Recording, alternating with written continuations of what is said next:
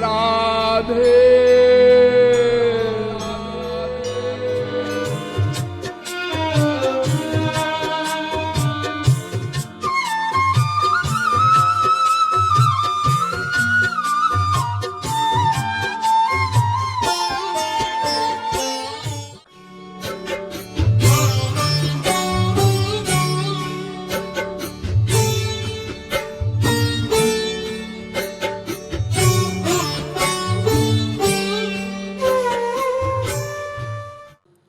और इससे भी ऊंचा वात्सल्य भाव, भगवान हमारे बेटे हैं, हम उनके माता अथवा पिता हैं। वात्सल्य भाव में सख्य भाव से भी अधिक निकटता हो जाती है। जब आपकी माँ आपके पास आती है तो फिर आप दोस्त को कहते हैं कि भाई थोड़ी देर के लिए बाहर जाओ, मम्मी से कुछ प्राइवेट बातें करनी है, क्योंकि माँ का स्थान दोस्त से भी अधिक ऊंचा है। माँ का अधिकार इतना अधिक हो जाता है अपने बेटे पर कि एक झांकी आप लोग सुनिए। एक बार भगवान अपने सखाओं के साथ खेल रहे थे। अब यशोदा मैया ने सोचा दूध का समय हो गया है, मैं इसको दूध कैसे पिलाऊं, ये खेल छोड़कर मेरे पास आएगा नहीं। दूसरी बात, अब भगवान थोड़े से बड़े हो गए हैं, इसलिए यशोदा मैया अब भगवान को गायों का दूध पिलाती हैं, और गाय का दूध भगवान पीना नहीं चाहते। उनको अपनी माँ का ही दूध अच्छा लगता है। तो यशोदा मैया सोच रही हैं कि एक तो ये खेल रहा है, खेल छोड़कर आएगा नहीं, और फिर ये गाय का दूध पीना भी नहीं चाहता, मैं क्या करूं। लेकिन पूर्व जन्म में यशोदा मैया ने वात्सल्य भाव से ईश्वर प्राप्ति कर ली है, इसलिए वो चाइल्ड साइकोलॉजी को समझती हैं। तो उन्होंने एक बात कही। क्या कहा? कौन बने गोलाल हमारो, कौन बने गोलाल। श्री कृष्ण और बलराम को पास बुलाकर कहा कि भाई तुम दोनों में मेरा लाला, मेरा बेटा कौन बनेगा। भगवान ने मन में सोचा कि माँ इस प्रकार से पूछ रही हैं, इसका मतलब अवश्य कोई विशेष बात है, कोई पुरस्कार देंगी, कोई विशेष चीज देंगी या गोदी में खिलाएंगी। तो उन्होंने जल्दी से कह दिया, हाँ हाँ मने मैं बनूंगा। फिर तुरंत यशोदा मैया ने कहा कि हमरी बात कौन माने गो, हमरी बात कौन माने गो। हो कहा हरि तत्काल हमारो, कौन बने गोलाल। और भाई मेरी बात कौन मानेगा। वहां भी भगवान ने सोचा कहीं बलराम ना कह दे कि मैं मानूंगा और इनको कोई पुरस्कार मिल जाए, तो जल्दी से भगवान ने कह दिया, हाँ मैं तुम्हारी बात मानूंगा। तो यशोदा मैया ने सोचा अब देर करना ठीक नहीं है, असली पॉइंट को सामने रख दो। यशोदा मैया ने कहा कि कजरी गाय दूध को पी है, कजरी गाय दूध को पी है। और कजरी गाय का दूध कौन पिएगा। तो हाँ कहना तो बहुत दूर की बात है, यह सुनी भजो गोपाल हमारो। इतना सुनते ही भगवान भागे, क्योंकि वो तो गाय का दूध पीना नहीं चाहते हैं। अब जब भगवान भागे तो यशोदा मैया उनके पीछे पीछे भागी। भगवान तो छोटे से हैं, अभी उनके छोटे छोटे पैर हैं, तो 3-4 कदम लंबे लंबे पैर रखकर यशोदा मैया ने भगवान को पकड़ लिया और अपनी गोद में लिटाया। अनेक प्रकार से समझाया कि देख बेटा, दूध पीना चाहिए, अच्छे बच्चे दूध पीते हैं। महरी पकड़ी कर बहु समुझावती, महरी पकड़ी कर बहु समुझावती, नहीं मानत हठ बाल हमारो, कौन बने गोलाल। लेकिन भगवान बाल हठ पर उतर आए हैं। जैसे ही यशोदा मैया कहती हैं समझाने के बाद, ठीक है फिर तू दूध पिएगा ना, ऐसे करके रोते हैं, यानी बिल्कुल दूध नहीं पीना चाहते। जैसे योगी लोग हठ कर लेते हैं ना, प्रेमी कभी हठ नहीं करता, योगी हठ कर लेते हैं। जैसे स्त्रियां हठ कर लेती हैं, ऐसे ही बाल हठ भी बड़ा प्रसिद्ध है। बच्चे जब कोई हठ जिद कर लेते हैं फिर मानते नहीं। अब यशोदा मैया बहुत परेशान हैं कि मैं इसको कैसे दूध पिलाऊं। तो इतने में हमारे श्री महाराज जी वहां पहुंच गए। उन्होंने यशोदा मैया से कहा कि भाई क्या बात है, तुम बड़ी परेशान लग रही हो। हाँ, ये दूध नहीं पीना चाहता, मैं अनेक प्रकार से इसको समझा रही हूं लेकिन ये मानता ही नहीं है। तो हमारे श्री महाराज जी ने यशोदा मैया के कान में कहा कि देखो तुम ऐसा कहो तो ये दूध पीने के लिए तैयार हो जाएगा। क्या कहें? जो यह दूध पियत है वाकी, जो यह दूध पियत है वाकी, चोटी होती विशाल हमारो, कौन बने गोलाल। भगवान को लंबी चोटी रखने का बड़ा शौक था। जब भी यशोदा मैया की लंबी लंबी चोटी देखते तो पूछते, माँ मेरी चोटी इतनी लंबी कब होगी, माँ मेरी इतनी लंबी चोटी कब होगी। तो उसी पॉइंट को श्री महाराज जी ने रखा कि भाई ये हर समय तुमसे कहता है कि मेरी लंबी चोटी कैसे होगी, कब होगी, तो तुम कह दो कि अगर कजरी गाय का दूध पियोगे तो तुम्हारी चोटी बहुत लंबी हो जाएगी। अब जब ये सुना भगवान ने, तो अभी तक जो ऐसे ऐसे गर्दन कर रहे थे ना, मैं नहीं पीऊँगा, मैं नहीं पीऊँगा, मैं नहीं, वो गर्दन हिलनी बंद हो गई, ऐसे ऐसे हो गए चुप। और मन में सोचते हैं तो फिर मैं पी लूँ, अरे छोड़ो कौन पिए, नहीं लेकिन फिर मेरी चोटी लंबी हो जाएगी। फिर यशोदा मैया से कहते, मैया तेरे बराबर मेरी चोटी लंबी हो जाएगी। मैया ने कहा, हाँ हाँ, अरे मेरे से भी लंबी तेरी चोटी हो जाएगी। तो सोचते हैं तो फिर पी ले, अरे छोड़ो कौन पिए, अरे पी लेते हैं, अरे छोड़ो कौन पिए। अब हमारे श्री महाराज जी ने देखा कि टेम्परेचर कुछ डाउन हो गया है, जो गर्दन ऐसे ऐसे हिल रही थी वो बंद हो गई है। इसका मतलब कुछ समझ में आने लगा है कि पीना चाहिए, लेकिन अभी पूरा पूरा बैठा नहीं है। तो भगवान को जल्दी से बड़े होने का भी बड़ा शौक था।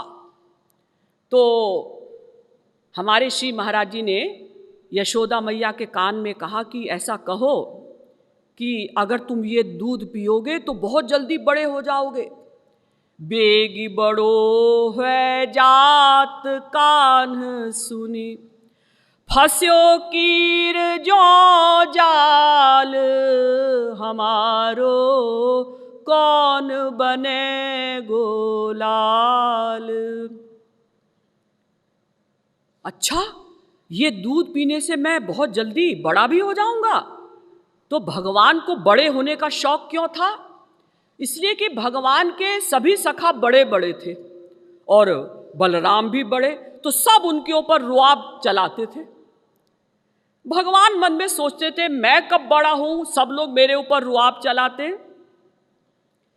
तो जब ये सुना कि चोटी भी लंबी हो जाएगी और मैं भी जल्दी जल्दी बड़ा हो जाऊंगा, तो फंस्यो कीर ज्यों जाल। जैसे तोता जाल में फंस जाता है ना, ऐसे ही भगवान यशोदा मैया के वाग जाल में फंस गए।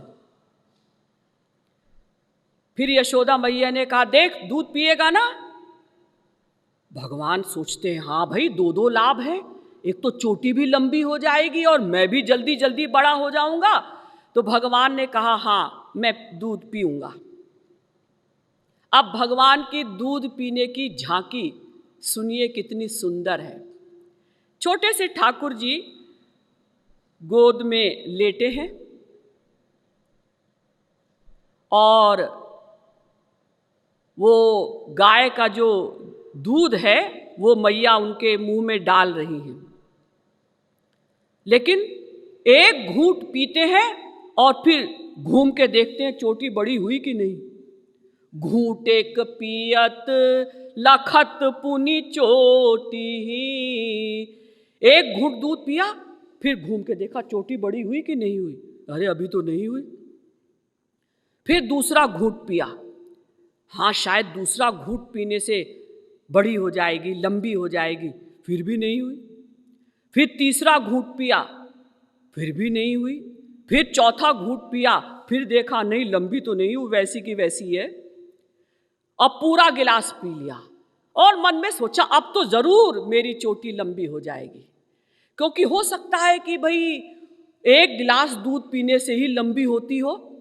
लेकिन जब पूरा गिलास पीने पर भी चोटी लंबी नहीं हुई तो भगवान का मूड ऑफ हो गया। और मूड ऑफ होना स्वाभाविक था। इस आशा में ही तो उन्होंने दूध पिया था कि चोटी लंबी हो जाएगी।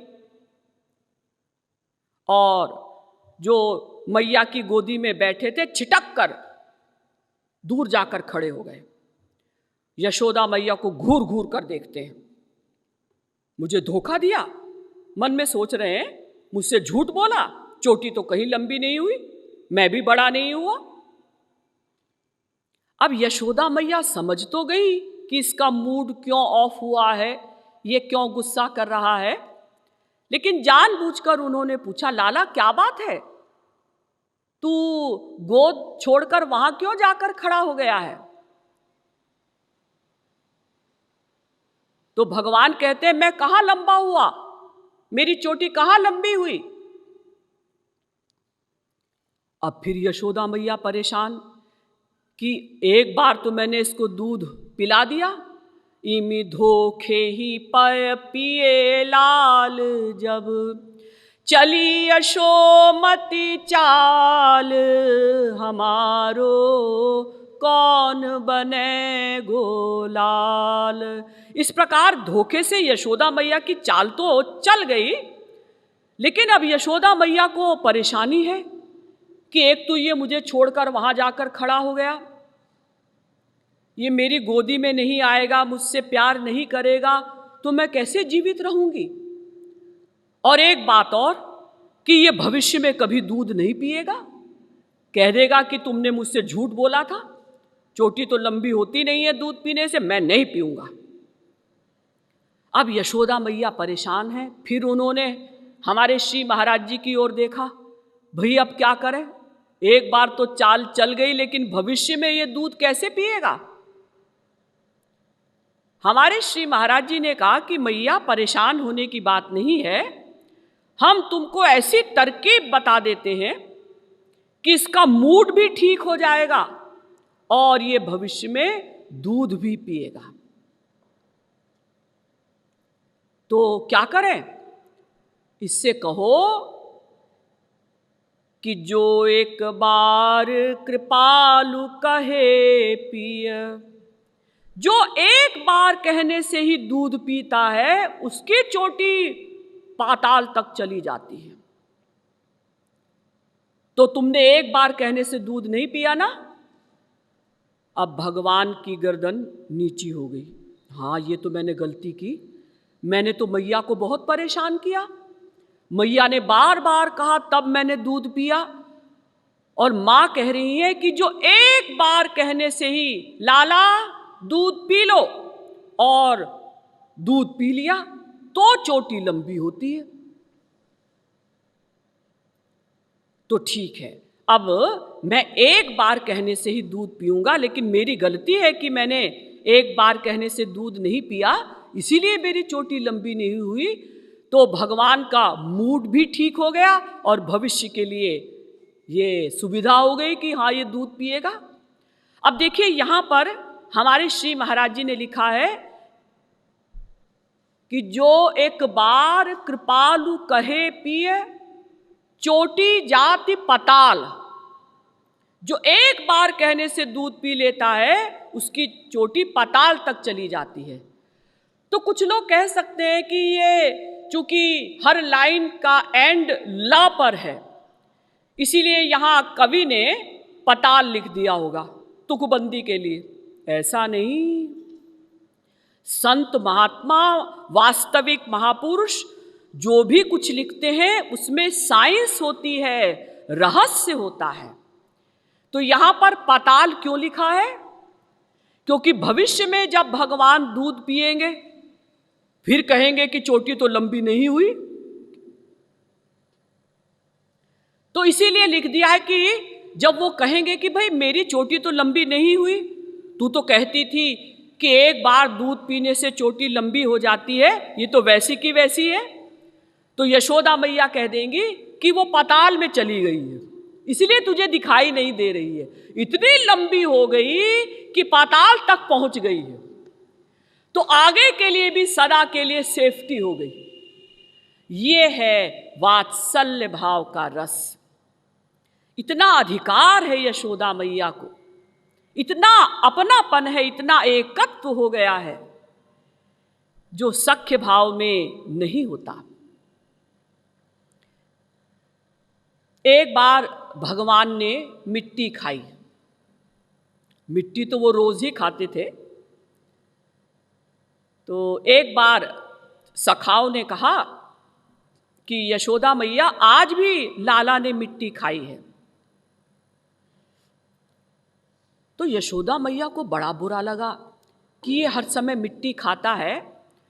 इतना मैं इसे समझाती हूँ कि लाला मिट्टी नहीं खानी चाहिए, जो मिट्टी खाता है उसके पेट में कीड़े हो जाते हैं और फिर उसके पेट में वृक्ष उत्पन्न हो जाते हैं। तो वो वृक्ष नाक से निकलते हैं, कान से निकलते हैं, मुंह से निकलते हैं। ऐसा डराती थी ना यशोदा मैया।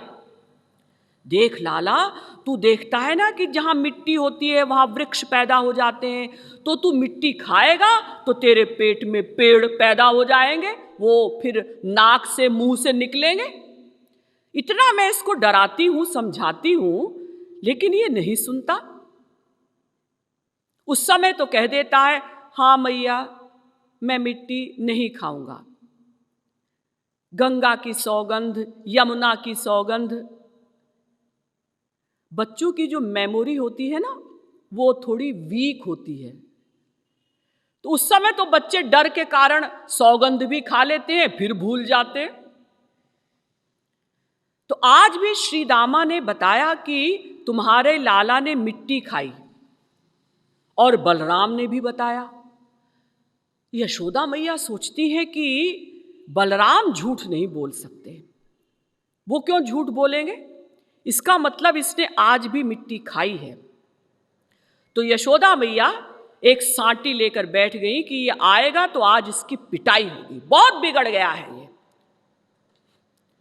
अब भगवान बाहर से आए खेलते हुए, झूमते हुए, बड़े खुश कि मैं यशोदा मैया की गोद में बैठूंगा, फिर वो मुझे प्यार करेंगी, फिर मैं उनसे कहूँगा मुझे मक्खन खिलाओ।